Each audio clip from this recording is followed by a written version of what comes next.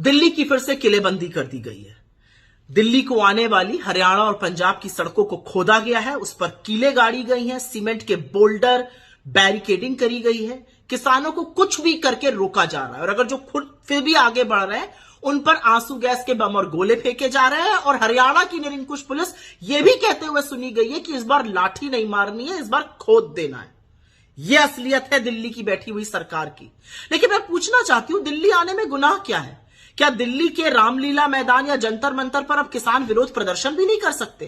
क्या राष्ट्र की राजधानी पर अन्नदाताओं का कोई हक नहीं है? क्या दिल्ली किसी की बपौती है? हुक्मरानों की जागीर हो गई है दिल्ली? तीन बातें कहूंगी यहां पर और ये कहनी जरूरी है। किसानों ने लगातार समाधान का वेट किया, इंतजार किया। 794 दिन हो गए हैं और उसके बाद भी आज भी किसानों को एमएसपी पर कोई भी सुनिश्चित समाधान नहीं मिला। 794 दिन पहले किसानों ने अपना आंदोलन वापस लिया था, आपकी समिति को सहर्ष स्वीकार किया था। 6 महीने से पूछ रहे समिति का क्या हुआ, सरकार के पास कोई जवाब नहीं है।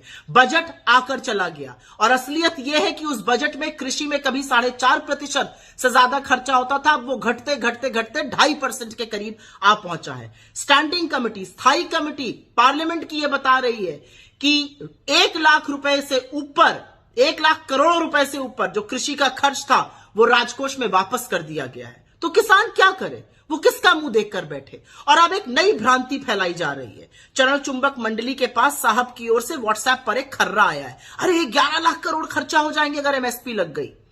मान्यवरों, 2 बातें समझिए।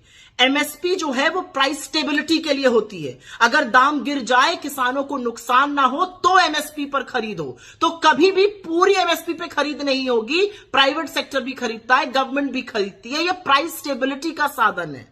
कोलैप्स जब प्राइस होता है तब आती है, लेकिन इतनी समझ में आपसे कहां आशा करूं। दूसरा, इतनी उत्तेजना और इतनी चिंता 14.5 लाख करोड़ का जब ऋण माफ किया गया बड़े बड़े पूंजीपतियों का, तब नहीं दिखी। जब कॉर्पोरेट टैक्स काटा गया 32% से लेकर 22% और 4.5 लाख करोड़ का घाटा सहा भारत सरकार ने, तब इतनी उत्तेजना नहीं दिखी।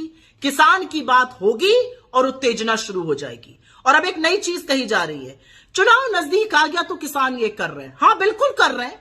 चुनाव ही तो टाइम होता है नफा और नुकसान देखने का। चुनाव ही तो टाइम होता है रिपोर्ट कार्ड पर नंबर देने का। आपको क्या लगता है, चुनाव पास आ गए तो देश के बेरोजगार, देश के युवा, देश की महिलाएं, देश के किसान, देश के श्रमिक कुछ नहीं बोले, उंगली मुंह पर रखकर चुप हो जाए क्योंकि चुनाव पास आ गया है? यही तो वक्त है सरकार को आईना दिखाने का और बिल्कुल ठीक कर रहे हैं किसान जो सरकार को आईना दिखा रहे हैं। और मैं साधुवाद करती हूं राहुल गांधी जी का, कांग्रेस पार्टी का, हमारे अध्यक्ष खड़गे जी का, जिन्होंने आज ऐतिहासिक ऐलान किया है कि हमारी सरकार बनेगी और हम एमएसपी का कानून बनाएंगे जिससे किसानों के साथ न्याय हो। और वही न्याय से किसान का जीवन सुधरेगा, इस देश का भविष्य बदलेगा। जय हिंद। नमस्कार, मैं हूं मानक गुप्ता। अगर आपको हमारा ये वीडियो पसंद आया हो तो इसे लाइक और शेयर जरूर करें और हां, हमें सब्सक्राइब और फॉलो करना ना भूलें ताकि आप देश और दुनिया की कोई खबर मिस ना करें। तो जुड़े रहिए हमारे साथ और देखते रहिए न्यूज़ 24।